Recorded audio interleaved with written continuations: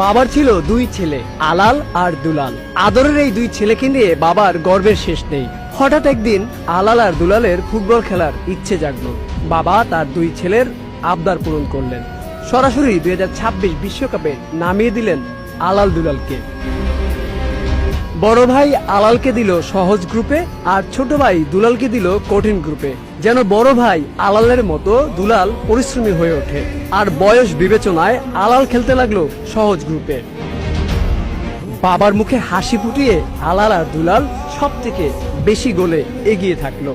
ছোট ভাই দুলাল পরিশ্রম করে এগিয়ে যেতে থাকলেও বিপত্তি বাধে আলালের ম্যাচে। কেপ ভার্দের সাথে যখন আলাল হারতে বসে, ঠিক তখন চিন্তায় পড়ে যায় বাবা। আর তাই মিশরের ম্যাচে সহযোগী হিসেবে মাঠে নামালো রেফারি।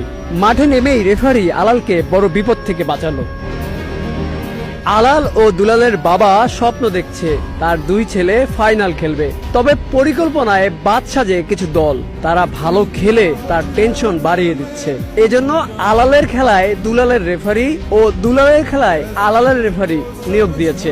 মিশরের ম্যাচে আলাল যখন বিপদে পড়ে, তখন দুলালের একজন রেফারি তাকে বাঁচায়। আর তাই দুলালের ম্যাচে খুশি হয়ে আলাল 5 জন রেফারি পাঠাবে বলে জানিয়েছে। এখন শুধু সময়ের অপেক্ষা। আলাল দুলাল খেলবে ফাইনাল। এক ভাই কাপ নেবে, আর এক ভাই গোল্ডেন বুট নেবে। খেলা শেষে দুই ভাই একসাথে কক্সবাজার ট্যুর দিবে। আর তাদের আনন্দ উল্লাসের সব খরচ বহন করবে গর্বিত বাবা ফিফা সভাপতি। সন্তানের প্রতি এই ভালোবাসা ইতিহাস হয়ে থাকবে যুগের পর যুগ।